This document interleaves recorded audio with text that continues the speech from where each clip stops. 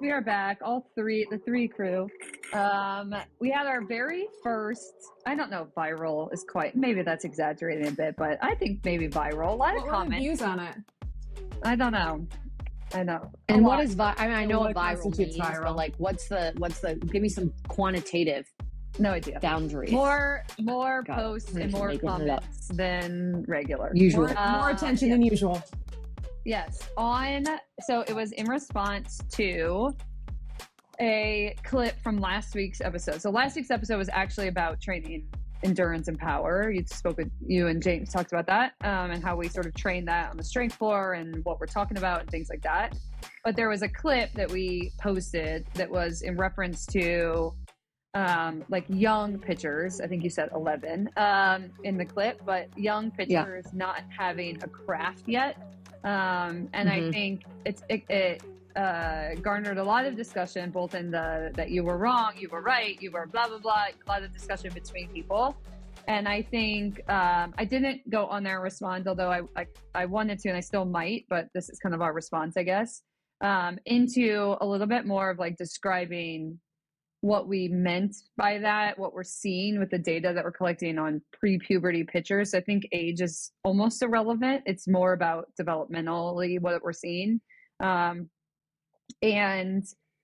what you meant by the craft comment, because I think a lot of the feedback on the like, that's not true side was a little bit more of like, well, I see pitchers doing a good job. They're hitting their spots. They have multiple pitches. I think maybe we'll put an asterisk on that one, but they have multiple pitches. They throw change of speeds. Like they like it. I think there was some reference to like, they like pitching. They like putting in work to pitching. So like they do have a craft in the sense that kind of how we're talking about it. So I think it's important, obviously, like we don't just, even though we make maybe comments that seem generic, they're always based in data and sort of what we've seen and collected in our space. So maybe Ash, if you just want to start with what we see in pre-puberty pitches, especially when it comes to what they're able to put on the ball, as far as velo, break, change of speeds, the types of things that we measure for like understanding the different levels that a pitcher has. Command, I guess you could talk about as well, but what we're seeing as, we have measured a lot of pre-puberty pitchers. Yeah.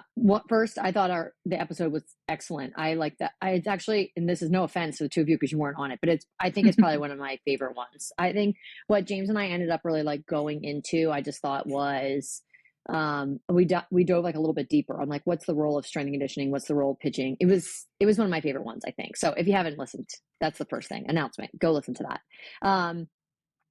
I didn't even like remember that I made a comment like that about like there's no craft. And then when I looked at the clip essentially where I like lean in, it looks like I'm like I basically should have been doing this, but that really wasn't my intention. That really wasn't like what the episode was about. What I was really referencing was we were talking about workload and the like abuse workload, like a type of abuse that pitchers can take, essentially, of just the demands of the motion and how much workload gets out of control. And I was saying it's almost easier for workload to get out of hand at the younger ages, because at the older ages, like at the college level, the first thing to go is like 2 inches of break, and that alone makes a difference, and they get hammered, right? Like that's the level of the craft that we're talking about. It's like you can't throw an 8-inch drop ball. Now it's 6 inches. It gets hit, so you're out. So like performance shifts a tiny bit and they have to get out.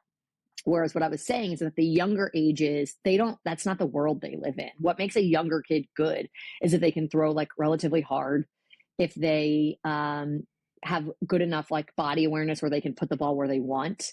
And then I said I think I said something like, if there's a change up, forget it. Like if they can change speeds, like they win everything, And so that's all there is essentially. And so basically it takes way longer for that to wear down. Mm-hmm. The craft at that level to wear down, right, takes longer. Right. So basically, which obviously is true. And so what I consider to be the craft of pitching, it's basically, I guess you could call it semantics, but I'm not saying that pitchers can't get into a circle at 35 and 40 feet and throw a ball and have strikes and have success and make a change up or whatever. But what I consider to be the craft, the world that we live in pitcher development, player development of trying to maximize break profiles, variability and speed off of pitches, understanding the difference between 2 inches here or 2 inches here. That level of craft does not exist at younger ages. And I would argue, I've never even seen it. Like, we've seen some athletes who are post puberty, but they're 13. I have not seen it before the age of maybe 14, 15, because I just don't think they have the level of stability and awareness of their hand in space. So I haven't even seen. And so basically what we're saying is, it doesn't mean they like, oh, they don't actually have like a neutral drop ball that breaks a lot. They don't have any sense of like control over actively manipulating their hand on the ball to create one thing versus another from an objective standpoint, right? I'm not saying you're like, now throw curve, now throw rise, now throw this, but we have never objectively measured a pitcher.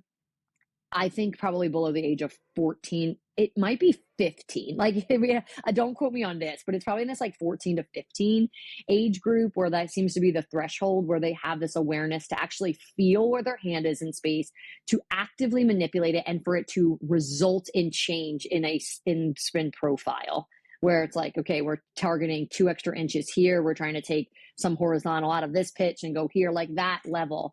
It definitely doesn't exist at 11. I don't care if the athlete got her period at 8. And so that's what I was referring to. Is I was not trying to like be, first of all, I'm really glad I said it, because it's awesome that I love a good conflict, as everyone knows. I love when people are like going at it about things. So I'm happy to be in the center of that. Let me be clear. But I really didn't come at that from a standpoint of like, let me try to rile up the troops. I was really just stating to me, which is like fact, Yeah. And that's, I'm just gonna try to clarify, like, so when we measure, obviously everyone that comes into our space gets their ball flight measured a lot. Yeah. I would say not every pre-puberty, that age, has also gotten biomechanics, but a lot of them have. And what we see, and you can correct me if this is not the right categories, is two things. One is I don't have any stability, and so I have a very stiff arm. And so because of that, I might create break. I might create down, usually, but that's all I can do, because my arm cannot actively tap into any segmentation, and I can't get any more break than that. So we see that. Or I think there's another category, and maybe this is a little bit more where those, like, I'm 13, I'm 14, I'm starting to get some stability, athletes go in, which is, I have a little more stability in my body, and maybe I can get segmentation in my arm, and maybe I get variability on the ball, but not on purpose. And so within a given pitch, I see some are bullet, some maybe have backspin, some have down. I don't know what it's probably more likely down and bullet, or bullet and backspin, or something like that. So they might create some variability on the ball, but we don't see like they threw 8 backspin pitches in a row on purpose. That it's a little bit more that there's just more variability within a pitch on accident, because they happen to have more stability in their trunk. Their arm is getting a little more segmentation, and like, ooh, that's kind of for us of like, when we try to attack, maybe something's in there. She's able to, let's try to manipulate. Yeah. But that's really the two categories we see. So when I said asterisk, like, I think one, we definitely don't think like young kids can't love pitching. We see young kids love pitching all the time, and young kids can't hit spots, and young kids can't have a lot of success. And like, I mean, the goal at that age is hopefully they feel like they have a craft in that sense, and they love it, and they want to keep working on it. They are having success, and they want to do those things. But where I said like asterisk, when we're talking about a kid having multiple pitches, what we are saying is like, we've never seen it. We have hundreds of data points where we've collected it, and we have. And what you're describing, Krista, is like, we sometimes see this and we sometimes see that. We sometimes see that. The minority of people, right, pitchers, and that's at young ages. That's what I mean, though. It's more things of like where we're getting,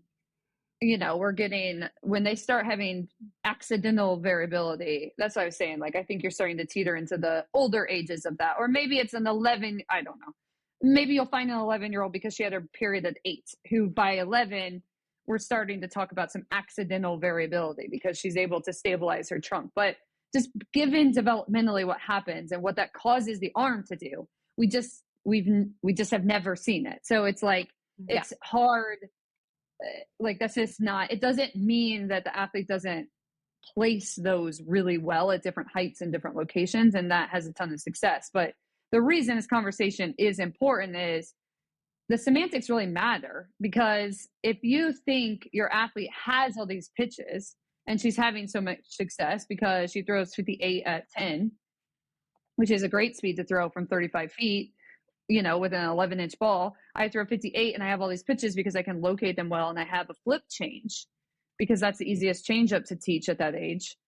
What we fundamentally know to be true is that profile, one, is not multiple pitches. It's one pitch to different locations. And so what we know is if that's all you keep riding as success, even if the speed increases a little bit, and now you're throwing 62 to 64, which is above average, that doesn't work at the collegiate level. And so what we see is that college pitchers are confused when they get there. They're like, I had this awesome changeup, which was a flip change, which stands out ridiculously at the college level because it has a totally different spin profile than anything else, and it's very slow. And then also, I just threw one thing and I didn't know I just threw one thing. And so that, I would say, that's where the conversation does matter and the semantics matter, is that no, your daughter doesn't have those pitches, and it doesn't mean she's not great. And it doesn't mean she can't keep calling them whatever she wants, like she can keep calling them all those pitches, but there are two locations. We have so many data points at this point. We've never seen it. It just doesn't. It's basically like, it's pretty, but we've never seen it. It's like the level of craft that I'm referring to at the college level, what the game requires of a collegiate level pitcher. It's not that young pitchers, middle school, certainly elementary school. That's why I said 11, because I was like, what are we even talking about here? Elementary school, middle school. It's not that they're not good at it. It doesn't exist. This is going to be the next clip probably, which will go viral next. This is this clip. It doesn't exist. Please get my facial reaction on that, please. Right. It doesn't exist. It doesn't exist. And you're right, Krista, to the extent where we think what someone is doing at that age is like some predictor of the future. It's like, it's literally you could call it maybe like a foundation of it, but foundation, like, I wish I had better. This is like barely pouring the concrete. It's just like digging the framework to pour the concrete. Like it's you're putting the rebar in. What would John Tobar say? You're putting the rebar in. Exactly. Right. Okay. So you know what I'm saying? Like that's what I mean. And then basically what we spend our time is at the high school level is either helping them try to start tapping in to that level of craft, like just tapping into something, or if they have something, making sure they're aware of it. Can we try to leverage it? Can we help them understand it enough to leverage it? Can we maximize it? Now that's what I mean by this, almost like 14, 15 becomes like, do they already have something or not? But they don't really understand. They don't know how they're doing it. Like that's where it maybe begins. That's why I always say, I think pitching in the way in which at least I see pitching, I don't think it starts until like 14 or 15. So everything you do up until then is really just about fostering a love for it, being athletic through it, not getting stuck in patterns. I think I said this at Pitch Doc, to be trying to be good enough at hitting locations and be the a good things you athlete, need to do so that you don't awareness. Hate it, Yeah, exactly. And so I think of like, basically, I said this at Pitch Doc, but to the extent where you're trying to teach a 10-year-old to have good mechanics, like, I don't know, it's literally impossible. So like, they can't do that. They cannot do that. So it's just like, that's not what we're going for. We're going for like awareness of where your arm is in space. Like, command for a kid that age is actually really good. It shows a good sign of like, good awareness of where she is, but also the kid who has no command, it's probably fine because maybe she's just, like it's not also an indicator. So it's just like, it's a totally different thing. It's just like such a complicated movement. It's wildly misunderstood. And that holds us back in the game to the extent that we think there's a connection between what you do at 10 and 11 to what you need to do when you're 20, 22, the extent that we think, I don't even see them as on the same road. I don't know how else to explain that, right? It's just like you have to totally change highways in order to get into that. So I think of like, just what you're doing until you get to 14 years old is just make sure your kid still wants to switch up the highway, like to really veer right and go on a new road. I mean, that's really what it is. It's just not. And I know the youth world just like hates that, but it's just the truth. When I hear the word craft, I'm not on Facebook, so I've been seeing all of the feedback and input third party. When I think of craft, I think of something that it requires, trial and error, requires success and failure, it requires a craft that you hone, you sharpen, you get back when you've lost it. And the reality is that even if she has, by definition, a craft at 11 or 12 with multiple pitches. The craft is in maintaining that. The craft is in making sure that if she's really good at 12, making sure she's still really good at 15, 16, 17. And that is not a linear journey by any means, not even just from the way that we should instruct young athletes, but just her development journey. How many pitchers in the last 3 to 4 months have we identified going through a secondary growth spurt who are like, they're 16 and they're like, man, my shoes are tighter. I can't hit the broadside of a barn. It's like their bodies are still changing. So let's be really careful about the assumption that, a kid that young should enjoy it, no question, should want to be in the circle, should have a positive attachment to it. But what a craft means is the ability to maintain that. And that is really hard in my mind. That is really hard in the face of maturation, in the face of workload, in the face of multi-sports. And the tale as old as time that we've had on any sales call we've had is she was really good at 12 and now we see her at 16 and she's stuck and she's one-dimensional and has big aspirations. And that journey has not given her any ability to adapt and to grow. And it's just let's just go this way. And they peak and they plateau and they're stuck on the highway. I love that concept. They're stuck on that highway. Well, and I think understanding what makes a young pitcher good and also where she is developmentally, because most of the time it's velocity that makes a young pitcher good. And what we see often is that they have that velocity. So I think someone referenced like a 10-year-old throwing 60 and someone else said like, no way. But I actually have seen a 10-year-old throwing 60. That happens. They were post-puberty. Right. And so what's very interesting is that 60 isn't fast when you are in high school or in college. That is probably at this point below, it's right on the average cusp for what we see. And so when you don't understand that and you think, I think as you're describing, Ashley, that they're just a connected road that's just going to keep going, up in this soaring direction, then it is really disheartening to be a 14-year-old and be like, I've thrown 60 for the past 4 years. I don't know why. I'm stuck in it. Yeah. Like, why am I not going up in velo? And it's like, well, you had your period at 8. Mm-hmm. And so you sort of tapped into what power you had and just assumed that was going to continue to grow without understanding how to then manipulate the ball, how to then go up in velo, how to do those things. And so that's really, the most time we spend with high schoolers and college pitchers who are in that ball game, who are stuck in a variety of ways, whether they're injured, whether they don't realize why they aren't going up, why they're having success, but they're not really getting like bites from colleges that they think, because they don't really get why they're not good enough for the next level. It's this lack of education and understanding, which is why I was saying like the semantics really do matter. This idea of believing that your athlete is on this just like perfectly upward trajectory without understanding development, without understanding what makes pitchers great, that you think she has all these pitches when she doesn't. Like, it does matter, because what we see is the athlete who then just gets to this really like disheartening, like, crap, maybe they did love pitching, but they're like, I'm not as good as I want to be. And I'm frustrated. That's why I said that it's 2 different roads. I literally just made that up on the spot. I'm just like making stuff up. But what I'm really getting at is this concept of like, it's possible to go from highway 1 and get on highway 2. That you were good when you were younger, and then you go, but you have to tap into something totally different than what you were doing before. Like, it's something different, but you can. Doesn't mean, if you're good early, you got no shot. That's not what I'm saying. You could go from highway number 1, highway number 2. You could not even be on the highway and jump right on highway number 2. So I think that's what's important. Like, that's the miss. And that's where like the young world is like wild. It's like where if someone's not good at pitching when they're 10 or 11, they just like aren't a pitcher. And I'm like, the highway starts, you have to like, the guy that lets you on the highway needs to check your ID, and you got to be 14. So like, you got to basically, like, you could just come from not on the highway and jump right on highway number 2. You really can. And we don't allow that to happen because we think it's one linear highway. Basically, that's what I'm getting at. It's like, it's not, it's really not. Just see it as something different, treat it as something different. It's not like, let's start it. The earlier you start, the more likely you are to get here. It's really not. And then I was just thinking, like, how many times we've been at some sort of like conference or pitching gathering, and they're like, Ashley, tell us about what we should do for a 10-year-old. And I have to like look behind me if there's another Ashley. Like, why do I always get those questions? You know? Because I there's an get it assumption because that great pitchers at the college level start when they're kids. And that's just, it's not true. It's just Right, simply like, not damn true. it.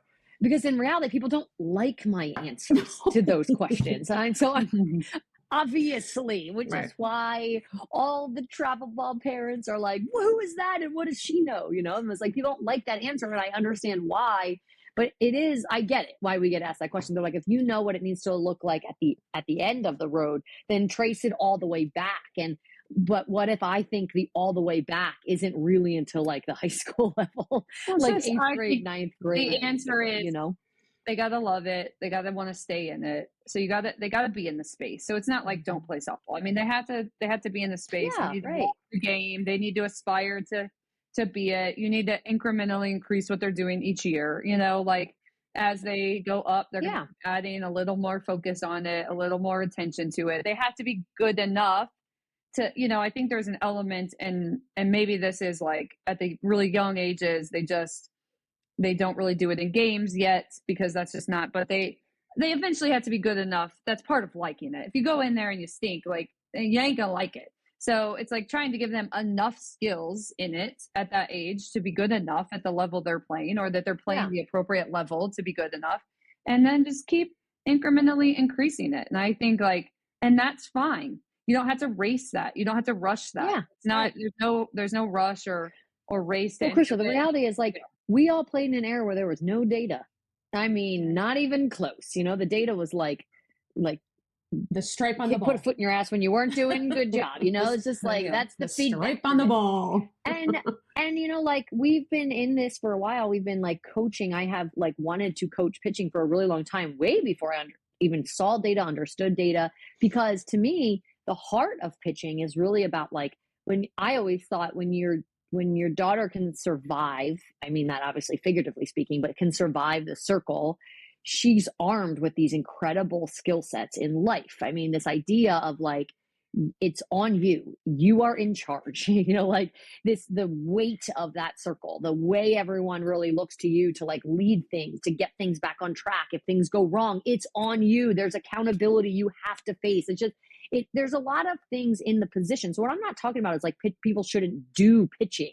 It's just, you have to see it differently at those young ages, you know, like, absolutely. And I promote everyone wanting to get in that circle because I just, my heart is in very much rooted in what I believe the circle like provides for young athletes who are trying to really learn how to maximize values and lessons from sport. And so I love that for kids, you know, and I love that. But I always think the power of sport is in the longevity of sport, you know, so there's also this other thing of like, but if you treat it as something like what it's not, if you put this demand on it and that it has to be this, you got to have this, you got to work on your drop, you got to work on your rise, you got to work, and it becomes too much too early, then she doesn't stay in it, you know? And so I think it just is important to understand that what I'm talking about, the craft, I'm not talking about the position of pitching. I'm talking about the true elite level of craft, the manipulation of the craft. That is that's a concept that doesn't start until later, but you can foster the love and the excitement for it and the general feel for it. And then just leave it in that bucket. Leave it in that bucket, you know? I think this kind of taps into the next topic that we were going to, and again, I don't think we'll get into every detail of this because it's probably a much bigger conversation. But another question we get, you know, I think, especially when we get these 12, 13, maybe even 14-year-old athletes, their questions are around like, we're not learning enough pitches. Are we going to learn pitches there? What does that look like? And so, yeah, I think we've talked about this before generally, but typically the way that pitching instruction was done before data. So again, this is not faulting anyone because how else did we know how to do it? We just did it based with whatever, was like linear based on usually the pitching instructor, the order the pitching instructor taught them. So fastball, changeup, I think everyone kind of went that order. And then at that point, it was like, what's the order the instructor teaches it? Drop, curve, rise, screw. And everyone just slowly learns those pitches, you know, at some sort of arbitrary incremental gain. Typically when the parent was like, we need to learn a new pitch, we're like, all right, today we'll learn the curveball. And so we obviously don't do it like that anymore. now that we have data. So maybe just walk through very high level. I'm a pitcher. I have a fastball and a changeup already. Let's just say I'm, 13, 14. I have a fast change. When do we determine at OGX when and how do we determine to start adding other pitches to that? I guess that's one scenario. Like I have no pitches, and when do we start adding pitches on top of that? And then I think the second scenario is like, I do have pitches. When do we start? I have, whatever, fast, change, rise. When do we start adding other pitches to people who do have variability on the ball? So what does that process look like?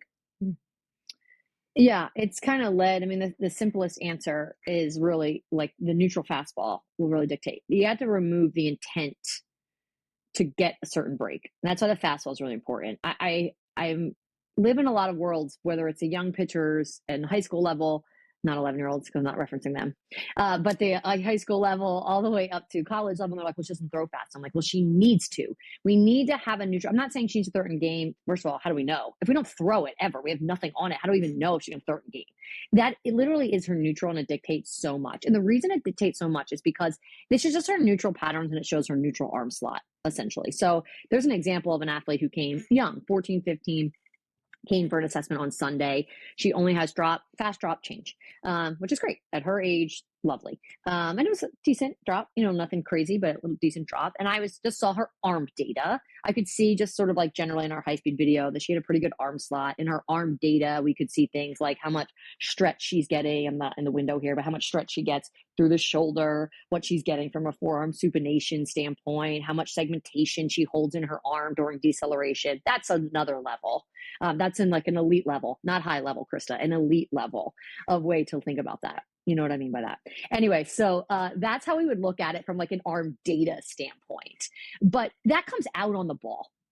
You know what I'm saying? So I think the reality is like when we see that, we'll start to see a fastball that has like a little bit of this, a little bit of that. It's a -2. It's a -6. It's a 0. It's this. It's basically like, because just the timing that she ended up rotating her forearm dictated where her finger position was. So the neutral, no intent to create anything, is an expression of the neutral arm slot she has. And we know that arm slot really dictates what you can achieve or not, right? And so we grow things off of that. And so if someone, this particular athlete, I said to her, it's very rare for me to say this, but I don't think you're going to be one of these athletes where it's like, you're probably only going to throw down. I'm sure you're going to be able to tap into things. You actually have a pretty good like neutral arm slot to access multiple things on the ball. And I just don't think we really understand that our window to create manipulation when it comes to our hand position on the ball, our window is so small with the underhand slot, with the size of the ball. And so basically any adjustment to your arm slot, if you're like at layback, if you're a little bit on the side of the ball versus upside down on the ball versus like the degree at which your shoulder is rotated, where your forearm is in space, really dictates what you're going to have access to. If we want to have more than that, we've got to chase the underlying arm slot, which takes a little more time, right? And the way we would know if we were getting there, we were like, we've got to have more variability and we have to be able to achieve this. We've got to get in a better arm slot. So here's our plan to be able to attack that. It's something like so rooted in the neutral pattern trunk arm relationship. It's not just like, now let's learn rise. What happens is that unless you get after the slot that someone has access to, you just throw the same spin profile because that's where they have hand position on the ball, and you change its height and you change its here and you change that. So that is kind of like where how you develop pitches really comes from, is understanding like, what do you neutrally have access to? And so like you guys hear me say all the time, bullet is just the friendly neighbor to backspin. And so I think like if you have bullet, you definitely are going to have access to backspin. Do we want to chase it? We might not. We might be good with where you are with bullet, but if we do, we know you have access to that. It's so small. But if you have bullet as your neutral, do we think you can get a -7 drop ball? Probably not. That probably needs to really like, we've got to go after that a little bit more. But if you have a neutral -3, -4, yeah, that what we're talking about, like those inches correlates to how much movement and manipulation we need on your fingers at delivery. And we're like, yeah, we could get that. We can get a little more of that. So we start to see it in the neutral. And that's why the fastball is really one of the many reasons why the fastball is very, very important. It really dictates what we think we can tap into. Did that answer that full question? I think so. I was going to try to give a couple examples because, and again, this might not fully make sense to people without kind of seeing the video and things like that. But so we talked about youth pitchers. So we have a pitcher who has a really stiff arm because we see that a lot. Their body's kind of flailing around. They don't have stability, so their arm stiffens out. What's the ball flight that we typically see for a pitcher like that? Down, right? So then if I'm that, if I'm that pitcher, I throw and it's -4. What would be the first step to me? Like, what would be the first pitch I would go? How would I go after that? What would it look like? Yeah, we go after probably like, okay, what is the neutral? If you can if the neutral fastball is a -7, we're like, we already have the pitch. But if the neutral is a -4, which it probably is, -3, -4, we're like, okay, let's take a drop intent to try to understand, because that's traditionally the down sink pitch. And let's see where your hand position is. We would go after giving them a little bit. We would go after like what's keeping them from having more arm segmentation. How could we get their fingers to be in better position on the ball? We would try to grow a little more. If you're within about 2 to 3, maybe even 4 is maybe pushing it. But like, let's say 2 to 3.5, 4 inches. 4 is too much. 2 to 3, let's say. It's probably feasible. That's what I was saying. You're not going to see bullet and be like, let's go after a drop ball. The drop ball needs to have 6 inches to be something significant. Now, that doesn't mean that eventually down the road, you might say like, hey, it would really benefit you to have something even at like a -4 just to offset because you throw so hard and everything's up. There's worlds like that. But what you're talking about is like, how do you know what to go to next? This isn't a like, oh, you're young, so we learn drop ball first. If that's not what her neutral starts at, you're just chasing the wrong thing. I see this at the college level too, Krista. Like we're looking, and sometimes I'm on consulting calls, we're looking at the data together. We have the same screen up, and we know that she's bullet to backspin, which are friendly neighbors. That's what she's got. Her most down is straight bullet, and she has backspin. It's great. And like her drop was really good today. And I have to always say, like, what do you mean? It was like, it was really breaking. I'm like, it wasn't breaking. We're looking at the same thing. I'll pull up every pitch she threw. It wasn't breaking. It actually wasn't breaking, which is why it was good. So like, it's getting all crazy in here. So I'm like, it wasn't breaking. What you are saying, like, you're going to have to give me more. Like, she was commanding it better. You know what I mean? Was it the way you were pairing it with things? Like, I believe you that she had more success with it today. We can talk a little bit more about like why, right? Like, why was it? Was it just simply a command issue? Was it a speed issue? Was there a velocity change between this day and this day? Was it the way she was pairing it with the other pitches that she throws? Like, let's get at why it was more effective in the way it was being used, but you can't just say it was breaking more, right? And like, I think that's like, that goes all the way back to like, if it's down, it's a good drop or breaking. So I think that's really the idea that I'm talking about, is this idea of like, if it's within this 2 to 3 inches, you probably can go after it. But it's why, you know, I'm kind of picturing our like visualizations here. You know, it's why sometimes people get clustered all around like -2, like everything's clustered. And I often say, let's take an organic approach. I can't recommend what she should do. She's like, let's just see what her arm does. In one basket. Let's go after some patterns. Let's access a little bit more in her arm action. Let's get it a little bit more in alignment with target, more segmentation, whatever she needs. And let's see where she naturally shifts. And as soon as she gets right out of that, like, when you're -2 to 3, it's sort of like no idea. You're not anywhere. There's no identity there. And that's really what we don't want. We don't want an identity-less profile, because we just have to kind of wait. And it shifts. It usually shifts. It very rarely shifts in 2 directions. It shifts up, and now everything is bullet. Now we know where we're going. Or it shifts down a little bit, and now she's a 4-5, and we know where we're going. What is I think there's 2 extremes of this example. This is more of like, I'm an older pitcher. I've been training, and I do have some stuff that's, you know, it has an identity. So I think that there's 2 extremes of this. There's a kid that gets some success off that sort of stiff arm profile and throws a -8 or more. You know, like they really can throw down. So I think that's one extreme. And then we also see kids, especially kids that flip. So this is just like they're backwards. You know, their arm slot. This is upside down. That video. Their arm slot gets them in a place where at layback they're upside down, and then they flip at the last second, which we see ball flight being backspin for those kids. They only have access to backspin.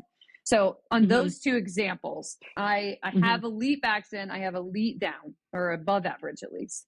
What are the things would we tackle something with them? What are the types of things we would tackle with them? Like, what would we add to that? If they, you know, their coach is like, I'm a backspin kid, and the coach is like, you need something down, or or Yeah. whatever? What are the types of things I've made this mistake. This is a really good question, actually, because I've made this mistake. I was like, let's try to grow more bullet. I think there was a summer I spent with a college athlete trying to get her to throw bullet because everything she threw was like -8. I'm like, we got to throw bullet. That's how you get vertical separation. And that would be an example when I tell people lean into who you are, stop chasing who you're not. In my experience, the athletes who their neutral is -8, -9 when they fastball, if they also have bullet, the way they achieve it is so freakish, meaning they do not just like hold their hand inside the ball and get bullet spin. They have some weird, this finger tucks, they turn like something you could never coach. And so it's almost just like freakish and random when they can do something like that. Now, I'm not talking if their neutral fastball is somewhere in the middle, but their neutral fastball is that much sync. That's what they have access to. They do something so bizarre with their finger position at the last second. And so in reality, when someone is extreme and only has one thing, then I lean into don't create variability in multiple break. It's not going to happen. Could I be wrong on a case here and there? Yes, but I made this mistake. It doesn't happen. Go after change of speed. Right. Let the hitters see. Sometimes horizontal. Or horizontal. You could add a little bit of some of that. Yeah. But you keep them from barreling the ball either, or I guess you could say you could do both, but either from not knowing what plane, how to get on plane because the ball is going to break in different ways. And if you're not going to do that, which you probably won't, if your neutral is so extreme in one direction, you're probably not going to do anything else. They might get on plane, but they can't get on time.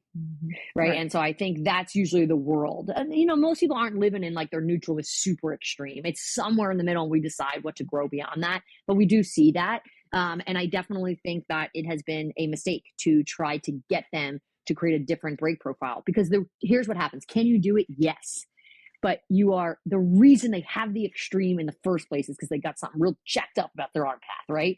And so in order to now give them access to something else, you have to get rid of the jacked up arm path. And so by getting rid of the jacked up arm path, you get rid of the thing that's weird and extreme. Right. So it's like, yes, let's give you a little bit of down and make your up more mediocre. Like that's not what we're trying to do. Right. It's actually better to like stay in the same arm slot, even though it's jacked up, obviously assuming they're not in pain because, there's all these things, but assuming that's not the case, but we got to have multiple speeds of it and hitters do not know how to get on plane. And this goes all the way back. Sorry, Laura. This goes all the way back to like why sometimes like that backspin kid throws a rise and a screw and they look the same break wise, but we don't take the screw away because actually when she angles herself like that and throws that +5 62 weird pitch at their hands, it's a great pitch. And so sometimes it's also just like you create variability by the way, yes, you angle a little bit, you throw it in different locations in that way. Sometimes I was saying horizontal, like we've seen kids that throw that backspin that like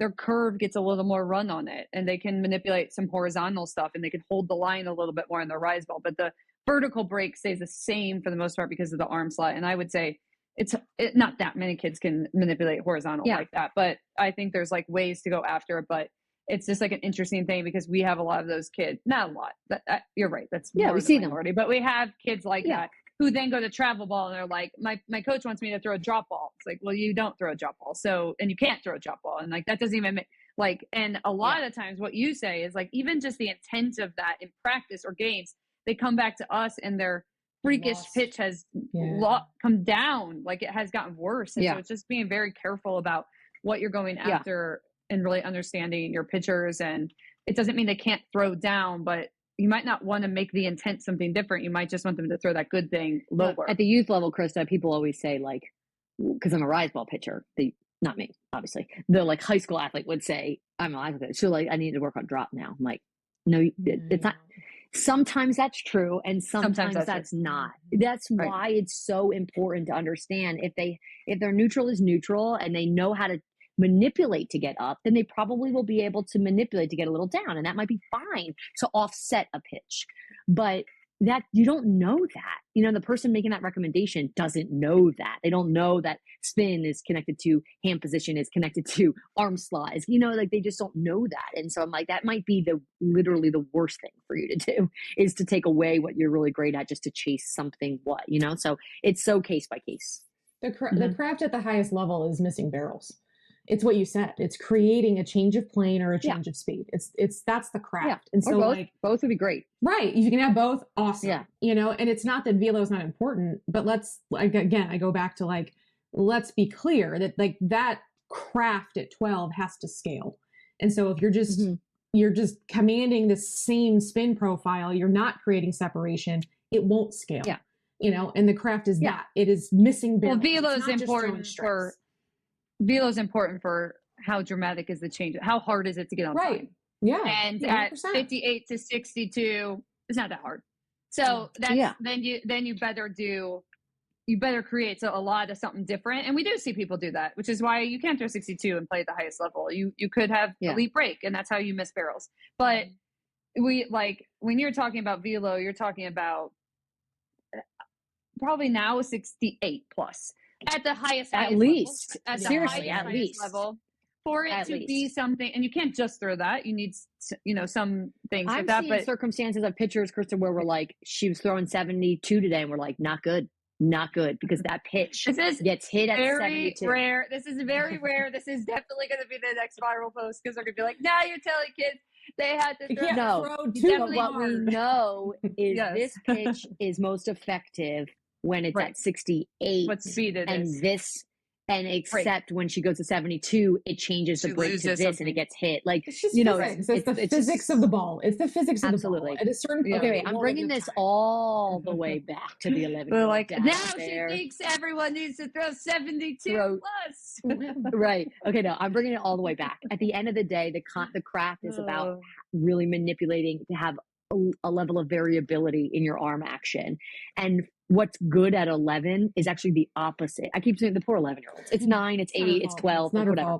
But because their bodies have so much variability in them, it's not even their fault. They just have so much variability because they keep growing, that what's good is to create stability in the arm. Is to just repeat something over and over. That's actually what's good at the younger ages. And it literally just changes. It's like, no, we can't just repeat. It's not like, you don't want to be able to command. There's a level of repeatability, but what actually it involves is manipulating a level of variability. And like, we are not, you can't have variability in arm and variability in body. There needs to be stability in body in order to have variability in arm. And you just have to wait. You have to wait for that to even be something you can tap into. So let's bring that conversation all the way back into like why that actually happens. And it's, it's beautiful at all ages. There's no doubt about it. But you got to understand where you are on the map. You got to make sure you see it for what it is. Yeah. Good one. Well done. Yeah, team. good one. It was a good discussion. I appreciate the debate and conversation. Yes. I think it's it's just like, I think shows charge and passion, and what we were talking about. Right. And this is what we're trying to talk about, explain, what we're seeing and all of that. So I think it's great. All right. I don't know what we'll talk about next week. Let's see if we got any viral tidbits from this. Let's see who gets pissed this week, and we'll use that to inspire the next week's topic. I like it too. Yeah. All right. Till next week.